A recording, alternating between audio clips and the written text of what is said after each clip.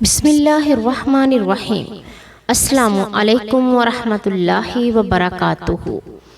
حضرت محمد صلی اللہ علیہ وآلہ وسلم نے 3 بار فرمایا، جو بندہ یہ تسبیح پڑھتا ہے وہ جنتی ہے، وہ جنتی ہے، وہ جنتی ہے۔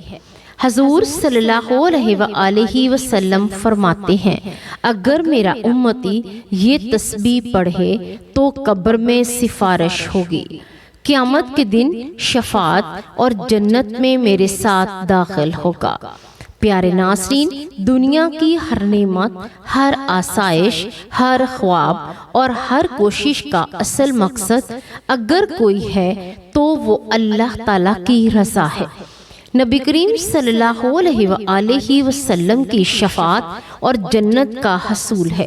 ہم زندگی کی راہوں میں بکھرے ہوئے ہیں، جب پریشانیوں، بیماریوں، ناکامیوں، محرومیوں اور آزمائشوں کے درمیان دل تھکنے لگتا ہے، آنکھیں نم ہو جاتی ہیں اور سجدوں میں سسکیاں سنائی دیتی ہیں، تب ایک ہی امید دل کو سہارا دیتی ہے، اللہ کا کرم۔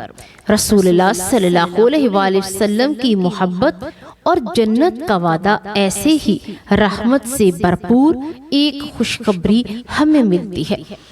اس تسبیح میں جس کے بارے میں خود سید الانبیاء حضرت محمد مصطفیٰ صلی اللہ علیہ وآلہ وسلم نے 3 بار فرمایا، جو بندہ یہ تسبیح پڑھتا ہے وہ جنتی ہے، جنتی ہے، جنتی ہے۔ جو یقین کامل کے ساتھ اس تسبیح کو اپنی زندگی کا حصہ بناتا ہے، اس کے لیے جنت کی ضمانت خود نبی پاک صلی اللہ علیہ وآلہ وسلم نے دی ہے۔ جب رسول اللہ صلی اللہ علیہ وآلہ وسلم فرمائے کہ میرا امتی اگر یہ تسبیح پڑھے تو قبر میں اس کی سفارش کی جائے گی، قیامت کے دن شفاعت نصیب ہوگی اور جنت میں میرے ساتھ داخلہ ملے گا، تو اس سے بڑھ کر اور کیا بشارت ہو سکتی ہے۔ یہ وہ تسبیح ہے جس سے پڑھنا نہ صرف روحانی طاقت کا ذریعہ ہے بلکہ مغفرت، نجات اور بلند درجات کا وسیلہ بھی ہے۔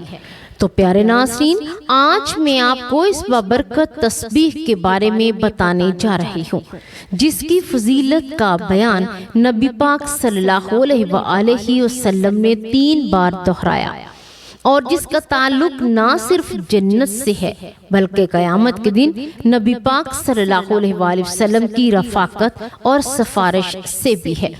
یہ ویڈیو ان تمام لوگوں کے لیے ہے جو دل کی سچائی سے اللہ اور اس کے رسول پاک صلی اللہ علیہ وآلہ وسلم کی رضا کے متلاشی ہیں، اور جو اپنی قبر کو منور دیکھنا چاہتے ہیں، اور جو چاہتے ہیں کہ قیامت کے دن ان کا ہاتھ مصطفیٰ صلی اللہ علیہ وآلہ وسلم کے ہاتھ میں ہو۔ ناظرین، حضرت جبرائیل امین علیہ السلام اللہ تعالیٰ کا پیغام لے کر نازل ہوئے تو اس وقت نبی پاک صلی اللہ علیہ وآلہ وسلم غار حرا میں خلوت نشین تھے۔ ابن اسحاق نے حضرت عبید بن عمیر سے نقل کیا ہے کہ حضور اکرم صلی اللہ علیہ وآلہ وسلم ہر سال 1 مہینے کے لیے غار حرا میں چلے جاتے ہیں اور تنہائی میں عبادت کرتے، یہاں تک کہ وہ مبارک مہینہ آ پہنچا جس میں اللہ تعالیٰ نے آپ صلی اللہ علیہ وآلہ وسلم کو نبوت کے اعلان کا حکم دیا۔ حضرت مالک رضی اللہ تعالیٰ عنہ بارگاہ رسالت میں حاضر ہوئے اور عرض کی، میرا بیٹا عوف دشمن کی قید میں ہے۔ نبی کریم صلی اللہ علیہ وآلہ وسلم نے فرمایا، اپنے بیٹے کو میرا پیغام دو کہ درود پاک کی کثرت کرے۔ حضرت عوف بن مالک رضی اللہ تعالیٰ عنہ بیڑیوں میں جکڑے ہوئے تھے، مگر جب اس درود پر عمل کیا تو اللہ رب العالمین کے حکم سے بیڑیاں خود بخود ٹوٹ گئیں، دشمنوں کی قید سے نکلے اور انہی کے ایک اونٹ پر سوار ہو کر چل پڑے۔ راستے میں دشمنوں کے مویشی چراگاہ میں چل رہے تھے۔ آپ نے انہیں پکارا تو وہ سب کے سب خود بخود آپ کے پیچھے چلنے لگے۔ جب آپ کے گھر پہنچے تو دروازے پر آ کر اپنے والدین کو پکارا اور خوشی سے جھوم اٹھے اور حیرت میں تھے کہ عوف تو قید میں تھا، پھر یہاں کیسے آ گیا؟ جب والدین اور اس کا خادم دروازے پر آئے تو دیکھا کہ عوف رضی اللہ تعالی عنہ اونٹوں کے ایک بڑے ریوڑ کے ساتھ موجود ہیں۔ آپ نے سارا واقعہ سنایا تو والد محترم نے فرمایا، ذرا رک جاؤ، میں نبی کریم صلی اللہ علیہ وآلہ وسلم کی خدمت میں حاضر ہو کر پوچھتا ہوں کہ یہ اونٹ ہمارے لیے حلال ہیں یا نہیں۔ جب آپ نے بارگاہ رسالت میں عرض کیا تو سرکار دو عالم صلی اللہ علیہ وآلہ وسلم نے فرمایا، ان اونٹوں کو تم جیسے چاہو استعمال کرو، یعنی وہ تمہارے لیے حلال ہے۔ حضرت سیدنا عیسیٰ علیہ السلام کی خدمت میں جب حواریوں نے عرض کی کہ آپ رب سے دعا کریں گے کہ آسمان سے ہمارے لیے غیبی دسترخوان اترے، تو آپ علیہ السلام نے فرمایا، ایسے مطالبے نہ کرو، اللہ سے ڈرو، اور اگر ایمان رکھتے ہو تو باز آ جاؤ۔ حواریوں نے عرض کی کہ ہمارا یہ سوال نہ تو کسی شک کی بنیاد پر ہے، نہ ہی قدرت الہی میں کسی تردد کے سبب، بلکہ ہم اس دسترخوان سے کھا کر دلوں میں نور حاصل کرنا چاہتے ہیں۔ ہمیں آپ کی سچائی پر عین الیقین ہو جائے، آپ کی دعاؤں کی قبولیت پر یقین پیدا ہو، ہمارے دلوں کو اطمینان نصیب ہو، اور ہم یہ معجزہ اپنی آنکھوں سے دیکھ کر دوسروں کے لیے گواہ بنیں گے، تاکہ قیامت تک ہمارا یہ ایمان قابل مثل ہو۔ حضرت سلیمان فارسی اور حضرت عبداللہ بن عباس رضی اللہ تعالی عنہ کا بیان ہے کہ جب حواریوں نے دل سے وضاحت کی تو یہ طلب محض تفریق کے لیے نہیں بلکہ دینی نیت سے ہے۔ تب حضرت عیسیٰ علیہ السلام نے ٹاٹ کا لباس پہنا اور بارگاہ الہی میں گڑ گڑا کر دعا کی تو ایک سرخ دسترخوان بادلوں میں لپٹا ہوا نظر آیا، جو کہ آہستہ آہستہ نیچے اترا اور زمین پر رکھا گیا۔ حضرت عیسیٰ علیہ السلام نے اسے دیکھ کر رو دیا اور دعا کی، اے میرے رب کریم، اسے ہمارے لیے باعث رحمت بنا اور عذاب نہ بنا۔ دسترخوان سے ایسی خوشبو آئی جو پہلے کبھی محسوس نہ کی گئی تھی۔ سب نے سجدہ شکر ادا کیا، پھر عرض کی، یا نبی اللہ، آپ اس دسترخوان کو کھولیں کیونکہ یہ برکت آپ کی دعا سے نازل ہوئی ہے۔ چنانچہ حضرت عیسیٰ علیہ السلام نے تازہ وضو کیا، نوافل ادا کیے، دیر تک بارگاہ الہی میں دعا کرتے رہے، پھر دسترخوان سے کپڑا ہٹایا تو اس میں موجود تھا 7 مچھلیاں، 7 روٹیاں، بعض روایات میں 5 روٹیاں مذکور ہیں، جن میں ایک فرض زیتون، دوسری پر شہد، تیسری پر گھی اور چوتھی پر پنیر اور 5ویں پر بھنا ہوا گوشت رکھا ہوا تھا۔ شمون حواریوں نے سوال کیا کہ اے اللہ کے نبی، یہ کھانا آسمانی ہے یا زمینی؟ حضرت عیسیٰ علیہ السلام نے جواب دیا، یہ کھانا نہ زمین سے ہے نہ جنت سے، بلکہ یہ اللہ کی قدرت سے ہے۔ سب پہلے بیمار، نادار، محتاج، جسامی اپاہج لوگوں کو بلایا گیا۔ آپ نے فرمایا کہ آپ اللہ کا نام لے کر کھاؤ، تمہارے لیے یہ باعث برکت ہے، اور منکروں نے باعث عذاب۔ پھر یہی بات باقی لوگوں سے کہی گئی۔ پہلے دن 7300 افراد نے اس کھانے میں حصہ لیا، پھر وہ دسترخوان اٹھا لیا گیا، لوگ دیکھتے رہ گئے اور ان کی آنکھوں کے سامنے فضا میں بلند ہو کر نظروں سے اوجھل ہو گیا۔ تمام بیماروں کو شفا ملی، محتاج مالدار ہو گئے، اور یہ دسترخوان 40 روز تک ایک دن چھوڑ کر ایک دن آتا رہا۔ تمام کے تمام لوگ سیر ہو کر کھاتے رہے۔ پھر حضرت عیسیٰ علیہ السلام پر وحی نازل ہوئی کہ اب اس نعمت سے صرف حاجت مندوں ہی مفید ہوں گے اور خوشحال افراد کو کھانے کی اجازت نہ دی جائے گی۔ جب یہ حکم ہوا تو مالداروں کو ناگوار گزرا اور وہ بولے یہ تو جادو کا کرشمہ ہے۔ ان میں 300 منکرین ایسے تھے جو اپنے اہل خانہ کے ساتھ رات کو سکون سے سوئے، لیکن صبح اٹھے تو استغفر اللہ سور کی شکل میں اٹھے، گلیوں میں بھاگتے پھرتے کھاتے، اور ان کی حالت قابل رحم تھی۔ لوگ یہ ماجرا دیکھ کر حضرت عیسیٰ علیہ السلام کی خدمت میں حاضر ہوئے اور روتے رہے، آزاری کرتے رہے۔ حضرت عیسیٰ علیہ السلام ان کو ان کے نام لے کر پکارتے تھے، وہ سر ہلا کر جواب دے رہے تھے مگر زبان سے کچھ نہ کہہ رہے تھے۔ 3 دن اور وہ اسی ذلت اور رسوائی کی حالت میں جیے۔ چوتھے دن سب کے سب فنا ہو گئے۔ ان میں کوئی عورت یا بچہ شامل نہ تھا، صرف مرد ہی مرد تھے۔ جن گاؤں پر اللہ کی طرف سے مسخ کا عذاب آیا، ان کی نسلیں آگے نہ چل سکیں۔ یہ قدرت کا طے شدہ نظام ہے۔ حضرت عبد الرحمن بن ابی لیلہ رضی اللہ تعالیٰ عنہ سے روایت ہے کہ ایک شخص عشاء کی نماز کے لیے نکلا اور واپس نہ آیا اور گم ہو گیا، تو اس کی بیوی حضرت عمر بن خطاب رضی اللہ تعالیٰ عنہ کی خدمت میں حاضر ہوئی اور سارا واقعہ سنایا۔ تو حضرت عمر رضی اللہ تعالیٰ عنہ نے فرمایا 4 سال تک انتظار کرو۔ چنانچہ اس عورت نے 4 برس صبر کیا، پھر حضرت عمر رضی اللہ تعالیٰ عنہ کے پاس گئی تو اس کو نکاح کی اجازت دی اور اس نے نکاح کر لیا، لیکن کچھ ہی وقت کے بعد پہلا شوہر واپس آ گیا تو لوگوں نے یہ معاملہ دوبارہ حضرت عمر رضی اللہ تعالیٰ عنہ کے سامنے رکھا۔ حضرت عمر رضی اللہ تعالیٰ عنہ نے اس شخص سے پوچھا تم کہاں تھے اور اتنے عرصے بعد کیوں آئے ہو؟ تو اس شخص نے کہا مجھے ایک مجبوری لاحق ہو گئی۔ حضرت عمر رضی اللہ تعالیٰ عنہ نے پوچھا کیسی مجبوری؟ تو اس شخص نے کہا کہ میں عشاء کی نماز کے لیے گیا تھا، مجھے جنوں نے قید کر لیا اور میں ان کے قبضے میں رہا۔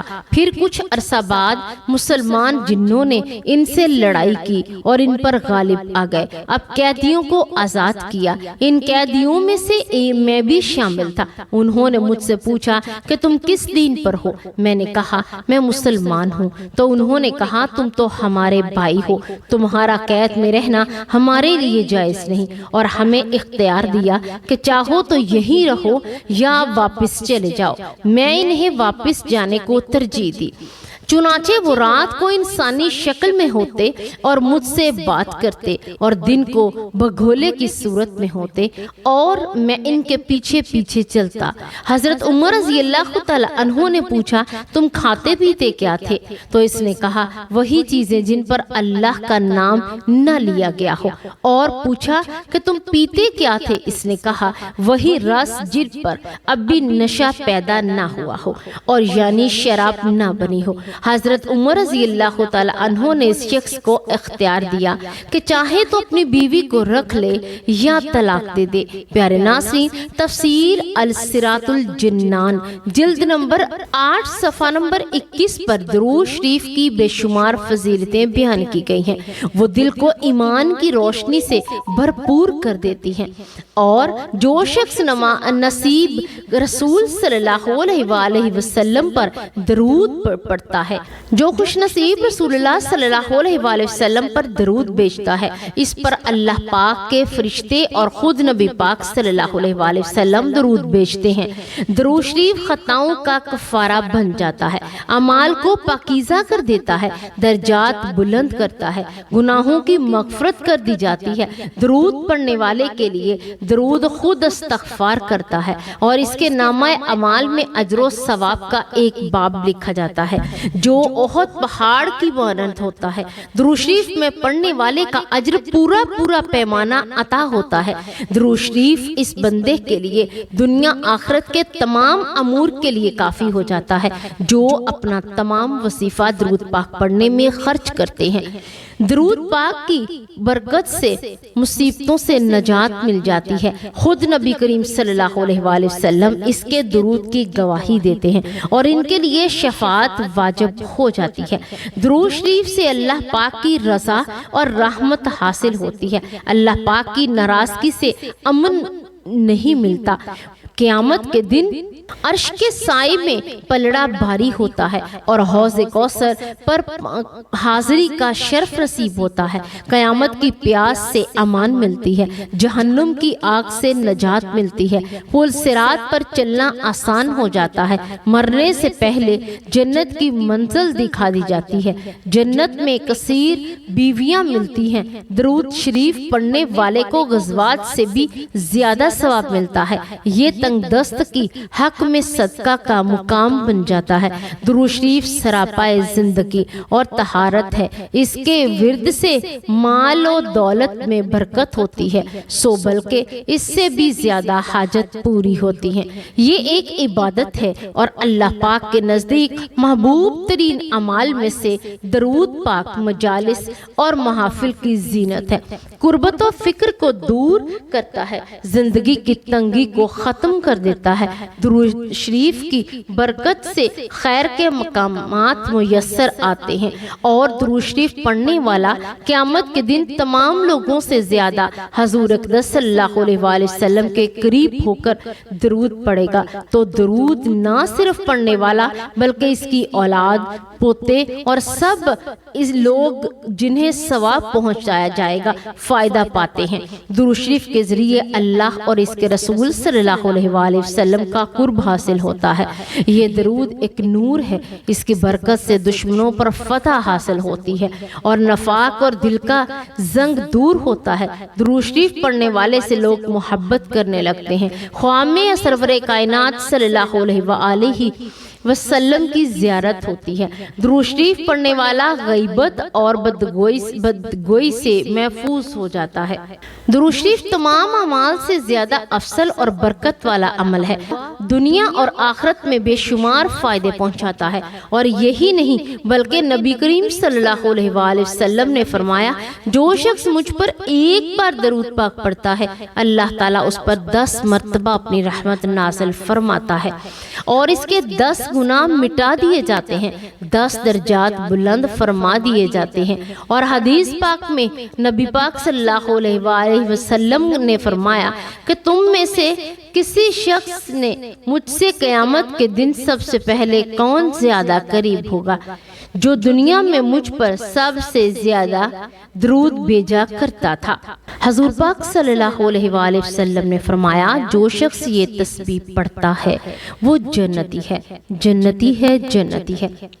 حضور پاک صلی اللہ علیہ وآلہ وسلم فرماتے ہیں، اگر میرا امتی یہ تسبیح پڑھے گا تو قبر میں سفارش ہوگی، قیامت کے دن شفاعت اور جنت میں آپ صلی اللہ علیہ وآلہ وسلم کے ساتھ ہوگا۔ سبحان اللہ۔ پیارے ناظرین، یہ تسبیح درود پاک کی تسبیح ہے، جیسے کہ آپ دن کے کسی بھی حصے میں پڑھ سکتے ہیں۔ آپ صبح و نماز فجر کے بعد پڑھنا چاہیں پڑھ لیں، نماز ظہر، عصر، مغرب، عشاء کسی بھی نماز کے وقت پڑھنا چاہیں تو پڑھ سکتے ہیں۔ اگر نماز کے بعد نہیں پڑھ سکتے تو آپ چلتے پھرتے، اٹھتے بیٹھتے اور جہاں تک آپ عمل کر سکیں آپ وہاں تک کریں اور ایک تسبیح روزانہ لازمی پڑھیں۔ یہ تسبیح درود پاک کی بہت ہی پیاری تسبیح ہے جسے آپ نے کثرت سے پڑھنا ہے، جو آپ کی دنیا اور آخرت کی کامیابی کا راز ہے۔ درود پاک آپ صلی اللہ علیہ وآلہ وسلم پر بھیجنا ہے۔ درود چاہے آپ کوئی بھی پڑھ سکتے ہیں، لیکن درود پاک ابراہیمی کی فضیلت بہت زیادہ ہے۔ ایک بار ثواب کی نیت سے میرے ساتھ بھی درود پاک پڑھ لیجئے۔